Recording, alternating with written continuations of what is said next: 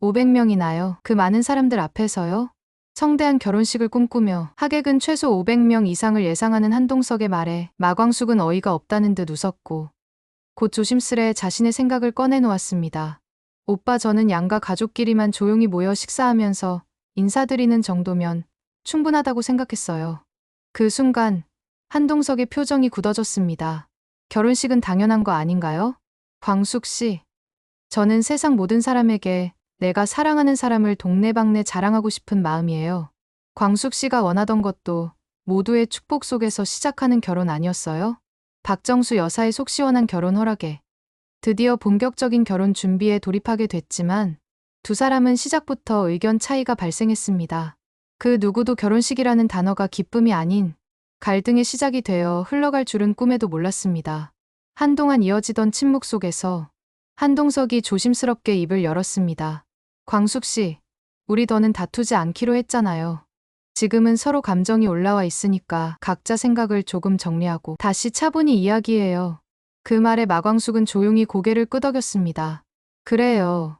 오빠 말대로 지금은 잠깐 마음을 가라앉히는 게 좋을 것 같아요. 한편 집으로 돌아온 한동석은 깊은 밤 홀로 거실에 앉아 오랫동안 고개를 숙이고 있었습니다. 내 진심이 너무 앞서버린 걸까? 그 생각이 자꾸만 가슴을 두드렸고 조금 전 마광숙의 흔들리던 표정이 눈앞에서 떠나질 않았습니다. 사랑은 보여주는 게 아니라 전해지는 거였지. 그 순간 한동석의 눈빛이 달라졌습니다. 성대한 결혼식, 수백 명의 하객, 수많은 카메라와 화려한 조명. 그 모든 것이 그녀에게는 전혀 중요하지 않았다는 걸 비로소 깨달은 것이었습니다. 돈으로 치장하는 프로포즈는 광숙 씨 마음에 닿지 못할 거야. 그는 결심했습니다. 결혼식부터 설득하기보다 먼저 그녀의 마음을 열겠다고 말입니다. 진심이 가장 깊게 닿는 순간 가장 조용한 방식으로 세상 단 하나뿐인 프로포즈를 하겠다고 생각했습니다. 거창한 이벤트도 누군가를 놀라게 하는 퍼포먼스도 아닌 단 한 사람만을 위한 단 한 사람에게만 통할 고백. 그는 이제 마광숙에게 꼭 맞는 방식으로 사랑을 전하기 위한 준비에 들어갑니다. 과연 그가 선택한 특별한 방식은 무엇일까요? 그리고 그 진심은 마광숙의 마음을 열 수 있을까요? 한편 한동석의 마음을 알 리가 없는 마광숙은 식탁에 앉아 멍하니 찻잔을 만지작거렸습니다. 공주실이 조용히 바라보다가 마침내 입을 열었습니다. 광숙아, 무슨 걱정 있니? 얼굴이 왜 이렇게 죽상이야? 마광숙은 잠시 망설이다. 이내 눈빛을 가다듬고 공주실을 바라보았습니다. 엄마, 사실 한동석 씨랑 본격적으로 결혼 준비하게 됐어요. 어르신이 허락하셨어요. 공주실은 그 말을 듣는 순간 살짝 놀라는 듯했지만 곧 고개를 끄덕이며 잔잔한 미소를 지었습니다. 그래, 드디어 하는구나. 정말 잘 됐다. 그런데 왜 행복해야 할 예비 신부가 다 죽어가는 표정이야? 마광숙은 마음을 털어놓지 않을 수 없었습니다. 근데 결혼 준비를 하면서 생각보다 의견이 많이 달라요. 그 사람은 성대하게 하고 싶어 하고 나는 가족끼리 조용하게 하고 싶은데 서로 양보가 잘 안 돼요.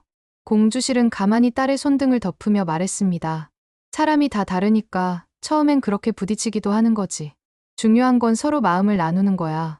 결혼은 보여주는 게 아니라 함께 살아내는 거니까. 한 회장도 다 생각이 있을 거야. 마광숙은 공주실의 말에 잠시 눈을 감고 깊은 숨을 내쉬었습니다. 그 모습을 바라보던 공주실은 겉으로는 딸을 다독이며 웃고 있었지만 마음 한켠엔 또 다른 생각이 차오르고 있었습니다. 이제 광숙이가 결혼해서 그 집으로 가면 나도 다시 골든캐슬로 돌아갈 날이 머지않았구나.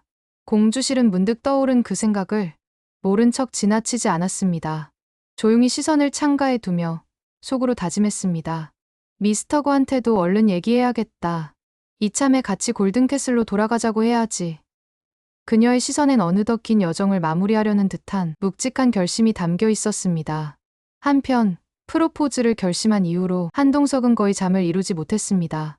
머릿속엔 수많은 생각들이 꼬리를 물고 이어졌고 밤이면 거실 조명 아래 앉아 메모장에 아이디어를 적고 또 지우고 다시 쓰기를 반복했습니다. 그의 고민은 사소하지만 진심 그 자체였습니다. 그리고 다음 날 아침 LX 호텔 회장실. 늘 회의의 중심에 서 있던 한동석이 그날따라 창밖만 멍하니 바라보며 종이 위에 알 수 없는 낙서를 하고 있었습니다. 회의 중에도 손가락으로 책상을 두드리며 딴 생각을 하는 듯 보였고 간부들은 눈치를 슬쩍 보며 서로를 바라봤습니다. 결국 비서가 조심스레 말을 건넸습니다. 회장님 혹시 무슨 걱정 있으십니까? 한동석은 잠시 멍한 눈으로 비서를 바라보다가 작게 웃으며 고개를 저었습니다. 아니에요, 그냥 생각 좀 하느라. 하지만 누구보다 민감한 직원들의 귀와 눈은 이미 그의 변화를 느끼고 있었습니다.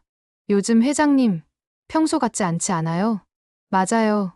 어제는 복도에서 한참 동안 같은 자리에 서 계시더라니까요. 회의 중에도 웃으셨다니까요. 그냥 흐뭇하게 말이에요. LX 호텔 안에서는 어느새 회장님이 드디어 결혼을 준비하고 계신다는 달콤한 소문이 퍼지기 시작했습니다.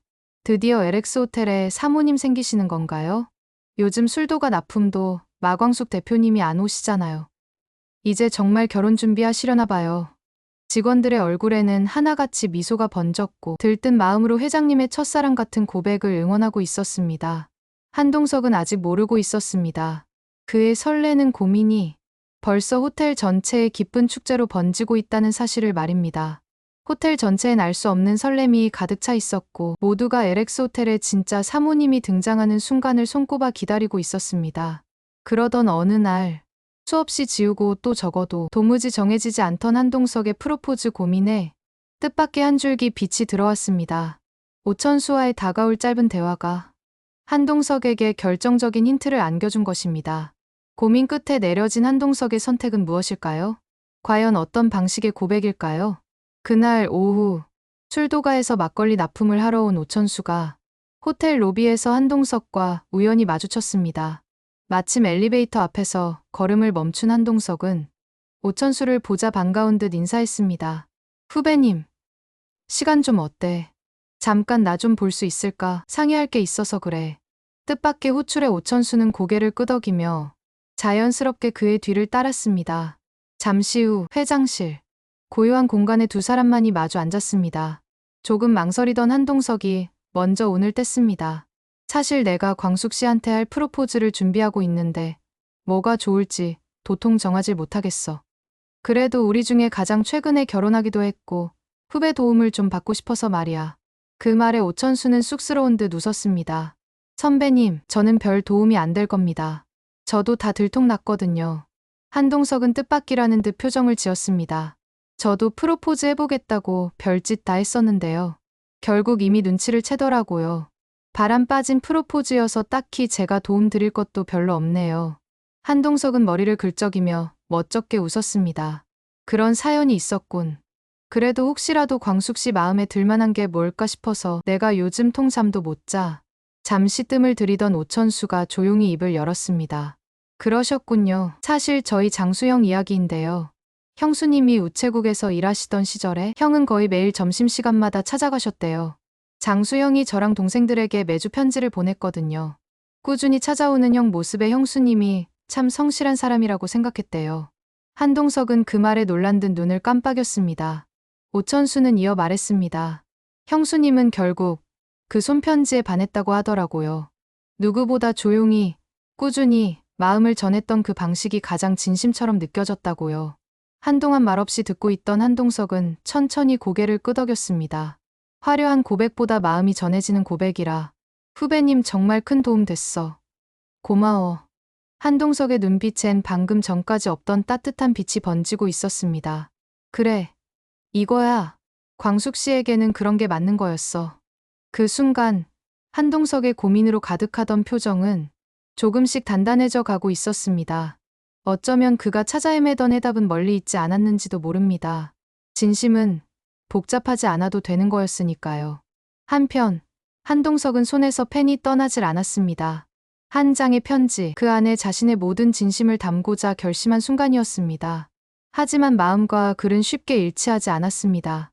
단어 하나, 문장 하나를 써내려갈 때마다 이게 진심으로 느껴질까? 하는 고민이 이어졌습니다. 처음 쓴 편지는 두 줄도 채가지 못하고 찢어졌습니다. 두 번째 편지는 문장 끝에서 멈췄고 세 번째 편지는 새벽녘에 조용히 구겨졌습니다. 그는 밤낮을 가리지 않고 시도 때도 없이 편지를 쓰고 또 지웠습니다. 좋은 글귀를 찾기 위해 시집을 뒤적였고 책장에서 먼지가 앉은 오래된 고전들을 꺼내어 펼쳐보기도 했습니다. 어떤 말이 진심을 가장 닮았을까? 어떤 표현이 광숙 씨 마음에 닿을 수 있을까? 그렇게 며칠이 흐르고 마침내 한 장의 편지가 완성되었습니다. 진심이 고스란히 담긴 조용하지만 단단한 고백이었습니다. 그리고 그날 오후 한동석은 정장을 단정히 차려입고 마광숙이 예전에 근무했던 우체국으로 향했습니다.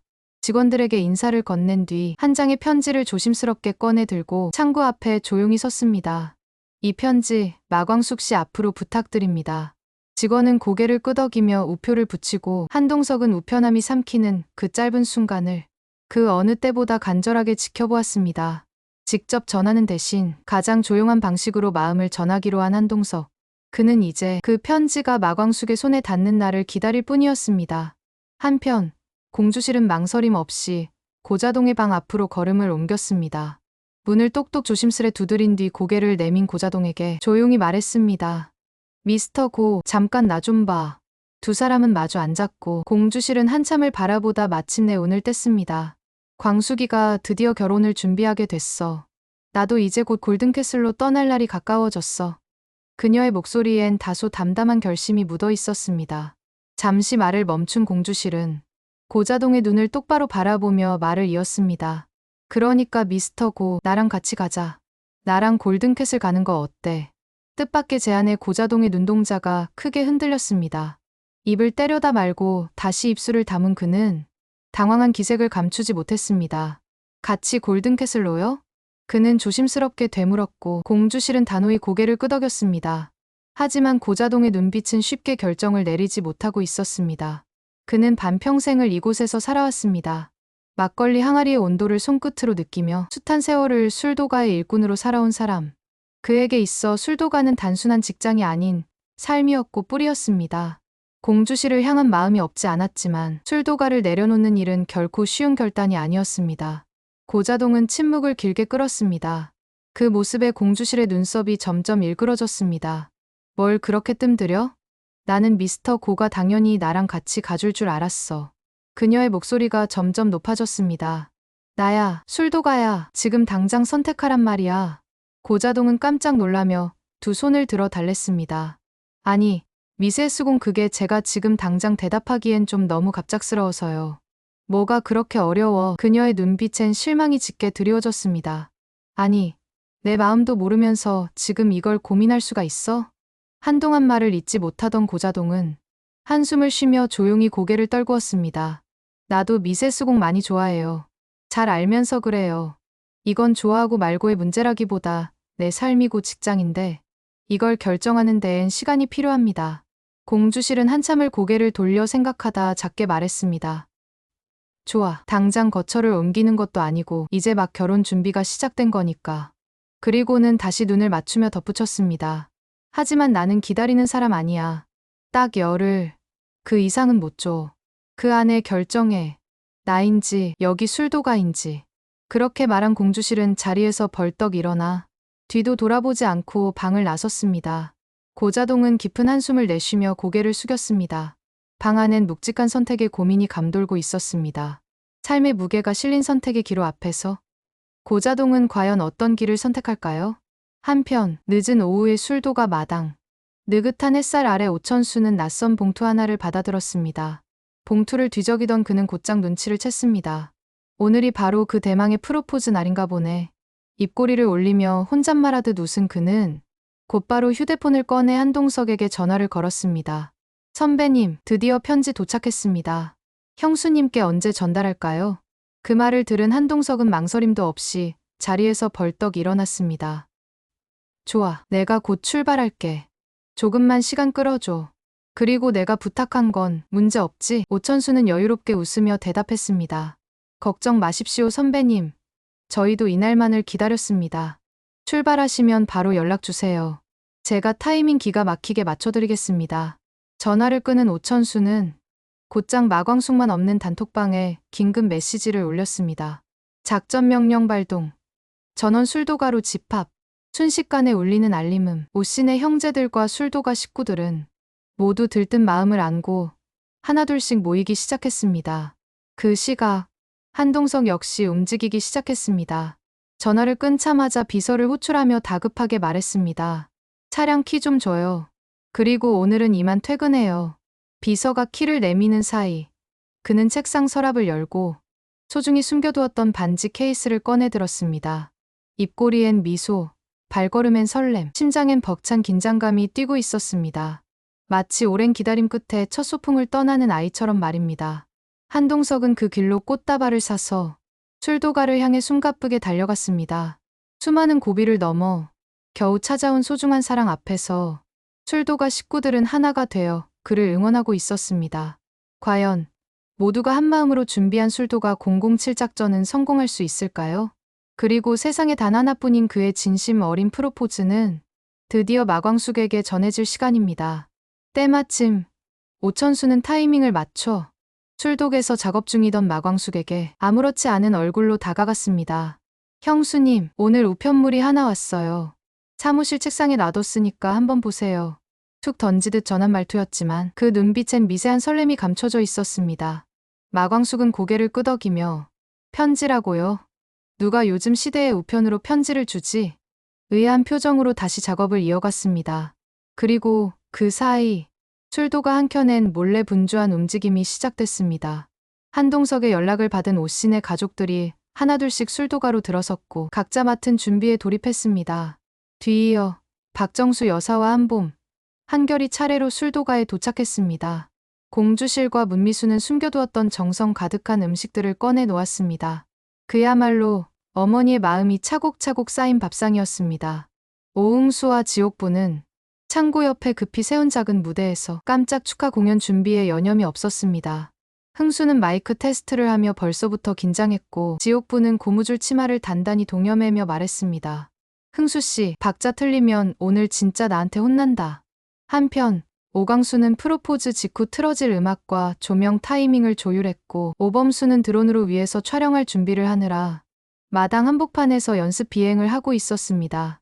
한결과 한봄도 그 옆에서 무대 장식과 좌석 정리에 힘을 보탰고 서툴지만 설렘이 가득한 손길로 하나하나 정성껏 공간을 꾸려갔습니다. 그렇게 술도가 한켠에선 조용하지만 분주한 축제가 차근차근 완성되고 있었습니다. 누구 하나 시키지 않았지만 모두가 자발적으로 움직이고 모두가 두 사람의 사랑을 마치 자기 일처럼 기쁘게 준비하고 있었습니다.